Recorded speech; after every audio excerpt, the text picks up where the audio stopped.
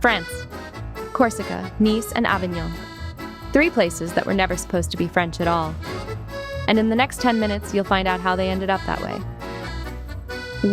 Corsica, the island that fought France and then gave France its emperor. You step off the ferry and the island rises straight from the sea, not gently but vertically. Corsica is a mountain that happens to have a coastline. The air smells of myrtle and warm stone. The maquis, the wild scrub that covers the island. Napoleon said he could recognize Corsica, blindfolded, just by the scent of it. Corsica is the most mountainous island in the Mediterranean. Monte Cinto rises nearly 2,700 meters, close enough to the sea that you could ski and swim in the same day. For nearly 500 years, this island belonged to Genoa. The Genoese ringed the coast with stone watchtowers to warn against pirates. Many still stand, but Genoa never truly controlled Corsica. The mountains made sure of that. An island this vertical doesn't get conquered. It gets occupied, and it waits. And in 1755, Corsica did something the world wasn't ready for. Led by Pasquale Paoli, the island declared itself an independent republic and wrote a constitution. Democratic, with an elected assembly. Decades before the United States existed, this Mediterranean island had a written democratic constitution. Paoli built a university in the mountain town of Corte. Rousseau wrote about Corsica with admiration. For 14 years, this was one of the freest places on earth. Glad you're still here. Subscribe to GoBeyondia. Then France bought the island from Genoa and came to collect. In 1769, at a river crossing called Ponte Novo, the French army crushed the Corsican Republic. Paoli fled into exile. 3 months later, in the town of Ajaccio, a boy was born onto this newly French island. His family called him Napoleone. Within 30 years, the boy from the conquered island would rule France itself. Corsica is French now. It has been for over 250 years. But walk through any village and you'll hear it. Corsu, the island's own language, closer to Italian than to French, still alive. Corsica has its own flag, its own polyphonic singing, its own fierce sense of itself. Corsicans will tell you they are Corsican first. No one ever truly conquered this place. They only borrowed it. Some islands surrender to whoever arrives. Corsica never learned how. Genoese, then briefly free, then French, and stubbornly, completely Corsican through all of it. It gave France an emperor and kept its own soul. That's the first lesson of this France. Its most beautiful places were never French at all. They were collected, and they remember.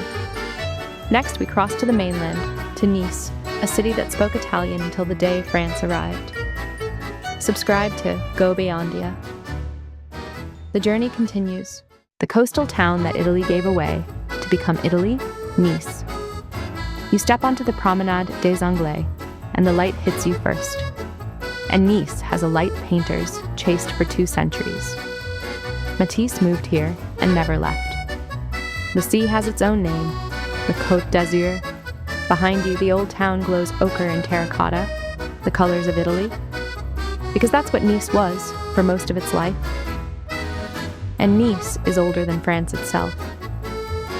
The Greeks founded it around 350 BC and named it Nicaea, after Nike, their goddess of victory. The Romans built a city on the hill above. You can still walk through its amphitheater. And for nearly 500 years, Nice belonged not to France, but to the House of Savoy, the dynasty that would one day rule Italy. Italian was the language of its rulers. Its food, its trade, its gaze all faced east toward Italy, not north toward Paris. Then, in 1860, Nice was traded. Italy was fighting to become a single, unified country, and it needed France's help. France named its price, the city of Nice and the region of Savoy. Italy agreed. With one treaty, Nice changed countries, and the man who had fought hardest for Italian unification, Giuseppe Garibaldi, had been born right here, in Nice. He watched his own birthplace handed away as the price of the nation he was building. Glad you're still here. Subscribe to GoBeyondia. And here's the strange thing about Nice. The glamour the world came for wasn't built by the French. The grand seafront was paid for by English aristocrats escaping their winters. The Promenade des Anglais, the Walk of the English. The Russians came and built an Orthodox cathedral, the grandest outside Russia. The painters came for the light. And Nice didn't inherit its beauty. It was assembled by everyone who fell in love with it. Today, Nice is thoroughly French now, and yet not quite. In the old town, the street signs are in two languages, French and Nicart, the old tongue of Nice. The market sells soca and pissaladière, recipes that cross no border because the border crossed them. Then Nice became the face of the French Riviera. It never stopped being nice. Corsica refused to change, Nice did the opposite. It became so completely the face of France that the world forgot it was ever anything else. But under the glamour, the old city is still here. Greek in its bones, Italian in its kitchen, Nicard on its street signs. Nice wasn't conquered, and it wasn't quite given. It was traded, then made the trade look like fate. Next, we leave the coast and head inland to Avignon, the city that was once the capital of the Christian world. Subscribe to GoBeyondia. The journey continues. Avignon. For 70 years, this French town was the capital of the Catholic Church, and Rome could do nothing about it. You walk through a gate in a wall that still rings the whole old town. 3 miles of medieval rampart, unbroken. Inside, the streets are warm stone and plane trees and church bells. And then the square opens, and you stop, because nothing prepares you for the size of the palace in front of you. This is the Palais des Papal, the largest Gothic palace ever built. In the early 1300s, the papacy left Rome. The city was violent, the politics impossible, and a French pope decided the head of the church would be safer here, in Avignon. For most of that century, 7 popes ruled Christianity from this building. They built it like a fortress because it was one. Half cathedral, half castle, with walls 3 meters thick. From these rooms, the medieval church governed the faith of all of Europe. And there's the bridge, the Pont Saint-Benazet, the famous Pont d'Avignon of the children's song. Look closely. It stops halfway across the river. It once reached the far bank, 22 stone arches. But the Rhone kept flooding and tearing it down, and after one collapse too many, the people of Avignon simply stopped rebuilding it. A bridge to nowhere, 4 arches long, and one of the most beloved monuments in France. Avignon keeps what time breaks. It doesn't pretend the damage away. Glad you're still here. Subscribe to GoBeyondia. Here is what almost no visitor realizes. Avignon was not part of France. When the popes came, this city and the land around it belonged to the church, and it stayed papal territory for nearly 500 years.